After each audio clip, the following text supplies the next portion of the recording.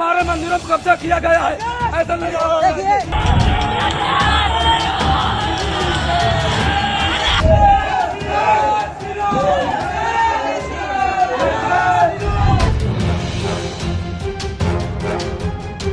ये तस्वीरें बता रही हैं कि उत्तर प्रदेश में संविधान की कैसे धज्जियां उड़ाई जा रही हैं और यहाँ कैसा जंगल राज चल रहा है। उत्तर प्रदेश की सरकार और कानून व्यवस्था प्रशासन को, पुलिस को अब गुंडे मवाली और उठाई गिरे चला रहे हैं। उत्तर प्रदेश में ना तो कोई कानून व्यवस्था है और ना ही कोई अधिकारियों का दबदबा। बस यहाँ पर सिर्फ एक ही काम है और वो है गुंडा राज। ये तस्वीरें इस बात की गवाह हैं कि उत्तर प्रदेश में ना तो सीएम का कोई मतलब है, न डीएम का, ना ही डीजीपी का और ना ही किसी मंत्री या कोतवाल का, क्योंकि यहाँ गुंडों की भीड़ कानून और प्रशासन की नाक के नीचे नाचती है और यूपी की सरकार और उसकी व्यवस्था उन गुंडों की जय जयकार करती है। तो दोस्तों नमस्कार, मैं इरशाद अली और आप देख रहे हैं यूपी 76 न्यूज़, खबर हमारी दुनिया तक। बस आपसे एक ही निवेदन है, यदि आप फेसबुक पर देख रहे हैं तो फॉलो करें और यदि यूट्यूब पर देख रहे हैं तो चैनल को सब्सक्राइब करके घंटी वाला बटन जरूर दबाएं।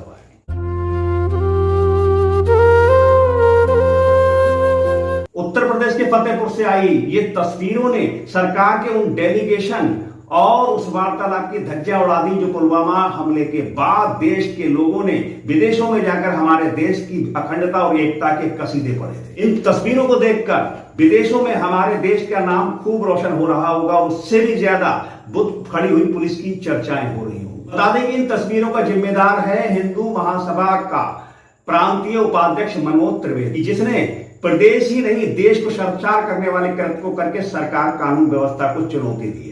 यहाँ पे झंडा फहरा दिया गया है।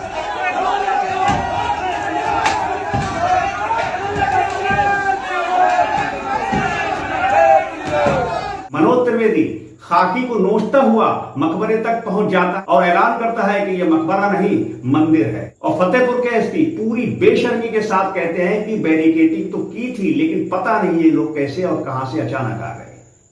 ऐसे अधिकारी जब कुछ काम नहीं कर सकते तो क्यों इस गरिमाई पद पर बैठे रहते हैं। हकीकत तो यह है कि उत्तर प्रदेश में पुलिस और गुंडों के बीच की अंतर खत्म हो चुका है और दोनों को भारतीय संविधान का ज्ञान नहीं और राज्य की सरकार की तो सारी गर्मी सिर्फ एक विशेष समुदाय के लिए है बस। और लोगों को तो बस गेरुआ नाम का गमछा एक लाइसेंस के रूप में दे रखा है और गमछा गले में डालो और जो समझ में आए उत्तर प्रदेश में करो। कोई कुछ बोलने वाला नहीं, कोई कुछ टोकने वाला नहीं।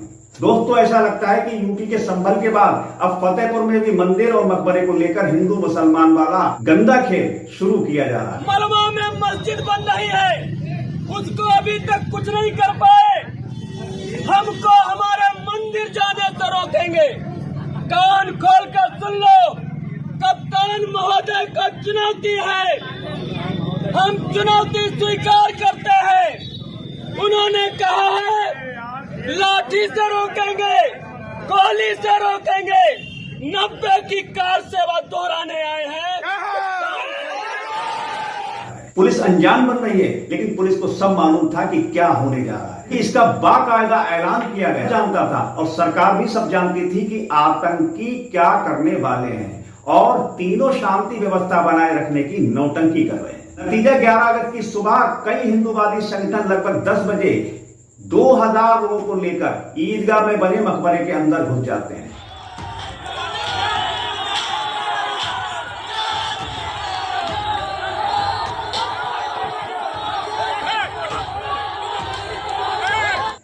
और हैरत वाली बात तो यह है कि इन दंगाइयों के सामने योगी जी की पुलिस भाग खड़ी होती है। फतेहपुर की पुलिस नपुंसकों की तरह दूर खड़ी होकर ये सारा तमाशा देखती रहती है और तस्वीरों से ये साबित होता है कि पुलिस खुद उन दंगाइयों के साथ थी। और ऐसा हम इसलिए कह रहे हैं कि तस्वीरों में आतंकियों के साथ पुलिस ठिठोले करती देखी जा सकती है और वहां जो कुछ भी हुआ वो सब पुलिस की निगरानी में हुआ। और जो पुलिस संभल में फायरिंग कर देती है उस पुलिस का वहां पर डंडा तक नहीं चला। हिंदूवादी संगठनों के कार्यकर्ताओं ने पुलिस के सामने मकबरे में घुसकर मकबरे में तोड़फोड़ की, साथ ही कब्रों को भी तोड़ा फोड़ा।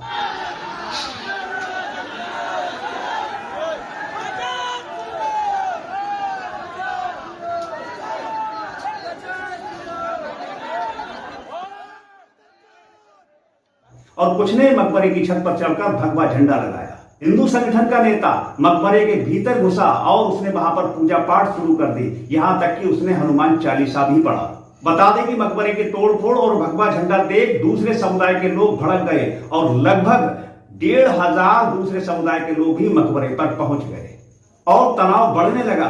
तब कहीं जाकर पुलिस को एहसास हुआ कि अब माहौल बिगड़ने वाला है। तब कहीं जाकर पुलिस स्थिति को काबू करने के लिए लाठी से भीड़ को खदेड़ने का काम करती है, लेकिन तब तक बवाल इतना बढ़ गया था कि 10 थानों की पुलिस बुलानी पड़ी। और बता दें कि जब पुलिस ने लाठीचार्ज किया तब इस घटना का मास्टरमाइंड हिंदू महासभा का प्रांतीय अध्यक्ष भागने में सबसे आगे था और वहां से भागने के बाद ये आतंकी मकबरे से लगभग 500 मीटर दूर डाक बंगला चौराहे पर जाम लगा देते हैं और सड़क पर बैठकर हनुमान चालीसा का पाठ करने लगते हैं। थोड़ी देर पहले आतंकियों की आरती उतारने वाली पुलिस को समझ में आ गया था कि उनका निकम्मापन अब उन पर ही भारी पड़ सकता है, जिसके बाद फौरन 6 जिलों के एएसपीओ को रवाना किए जाते हैं। इनमें से चित्रकूट, बांदा, हमीरपुर, कौशाम्बी, प्रतापगढ़ और कानपुर देहात से एएसपी शामिल हैं। पुलिस की बैरिकेडिंग और मुस्तैदी के बावजूद मकबरे में आतंकियों के घुसने की खबर पाकर प्रयागराज के एडीजी संजीव गुप्ता भी मौके पर पहुंचे और फ्लैग मार्च करके ड्रोन कैमरे से निगरानी की नौटंकी की गई। एडीजी के आदेश पर 6 जिलों के एएसपी मौके पर पहुंचे। तब उन्होंने देखा कि माहौल तो बहुत ही ज्यादा तनावपूर्ण है और एसपी अनूप सिंह ने बेशर्मी से कहा कि वहां पहले से ही फोर्स तैनात थी। उसके बावजूद कुछ अराजक तत्व मकबरे के अंदर घुस गए, उन्हें खदेड़ दिया गया है। मौके पर पुलिस फोर्स तैनात है, सभी को यहां से वापस कर दिया गया है। साथ ही उन्होंने बताया कि जो झंडा हिंदूवादी संगठनों ने मकबरे पर लगाया था उस भी उतरवा दिया गया है। पहले से ही पूरी फोर्स लगाई गई थी, सारी तैयारी थी, लेकिन उसके बाद भी कुछ उनको जो है तुरंत वापस कर दिया गया। फिलहाल जो है कोई झंडा नहीं है, उसको हटवा दिया गया है और ये उनकी डिमांड भी थी मुस्लिम पक्ष की और उसके बाद वो लोग चले गए। और सब कुछ हो जाने के बाद फतेहपुर में पुलिस फ्लैग मार्च कर ड्रोन कैमरे से निगरानी वाली अब नौटंकी करी जा रही है। व्यवस्था बहाल करने का चाहे जितना नाटक कर लो, लेकिन सच यह है कि पुलिस प्रशासन और हिंदू आतंकियों ने मिलकर शांति व्यवस्था को भंग करने का पूरा बंदोबस्त किया था। लेकिन अमन पसंद लोगों की पहल ने उनके अरमानों पर पूरी तरीके से पानी फेर दिया। शहर कादी शहीदुल इस्लाम अब्दुल्ला ने बिना देरी किए मुस्लिम समाज से शांति व्यवस्था बनाए रखने की तुरंत अपील जारी की और उन्होंने कहा कि उन लोगों ने शहर का अमन और चैन खराब करने के लिए ये काम किया है, लेकिन हम लोगों को शांत रहना है, प्रशासन अपना काम करेगा। आपको बता दें कि ये आग खुद भाजपा सरकार की लगाई हुई है, क्योंकि भाजपा के जिलाध्यक्ष मुखलाल पाल ने 10 अगस्त को एक प्रेस वार्ता करके अगले दिन मकबरे में पूजा पाठ करने का ऐलान किया था और उसने कहा था कि ये मकबरा नहीं मंदिर है। उसने डंके की चोट पर यह ऐलान किया था कि 11 अगस्त सुबह 9 बजे कर्पूरी ठाकुर डाक बंगले पर इकट्ठा होना है और वहां से मकबरे पर जाकर पूजा पाठ करना है और हर हाल में हम वहां पर पूजा पाठ और आरती करके ही रहेंगे। पूरा शहर जानता था कि क्या होने जा रहा है, लेकिन पुलिस और प्रशासन ने इसे नहीं रोका, या यूं कह सकते हैं कि वो रोकना ही नहीं चाहते थे। आपको बता दें कि फतेहपुर शहर के अबू इलाके में ईदगाह है और इसी ईदगाह में नवाब अब्दुल समद का मकबरा बना हुआ है। स्थानीय लोगों का कहना है कि यह मकबरा लगभग 200 साल पुराना है और 4 दिन पहले मठ मंदिर संगठन नामक एक छुटपैये संगठन ने डीएम रविंद्र सिंह को ज्ञापन दिया था और उसमें खुलेआम कहा था कि यह मकबरा नहीं ठाकुर जी का मंदिर है, वहां से कब्जा हटाया जाएगा। यह ऐलान लिखित तौर पर था कि 11 अगस्त को हम जगह की साफ सफाई कर जन्माष्टमी मनाएंगे। 10 अगस्त को डीएम और एसपी ने मौके का मुआयना भी किया था। सुबह से मकबरे के सामने फोर्स भी तैनात था, लेकिन कोई नहीं जानता था कि डीएम और एसपी व्यवस्था संभालने का केवल नाटक कर रहे हैं। असल में वो दंगाइयों के इशारे पर नाच रहे थे। उत्तर प्रदेश की कानून व्यवस्था यहाँ गुंडे मवाली तय करते हैं कि डीएम एसपी को क्या करना है। दोस्तों बता दें कि यूपी विधानसभा में दूसरे दिन फतेहपुर के मकबरे में भगवा झंडा लगाने और तोड़फोड़ का मामला छाया रहा। नेता प्रतिपक्ष माता प्रसाद पांडे ने इस मामले को लेकर क्या कहा, आइए उसे सुनते हैं। अभी जल्दी कहा है तो कहा वो जानकारी उनके पास होगी। सरकार को कल से बवाल चल रहा है। मैंने खुद पूछा था गृह सचिव से, उन्होंने बताया साहब वो एक संगठित ढंग से एक पार्टी के नेता ने ऐलान किया कि यह मकबरा हिंदुओं का है, हम इस पर कब्जा करेंगे और भारी संख्या में लोगों को लेकर वहां आए।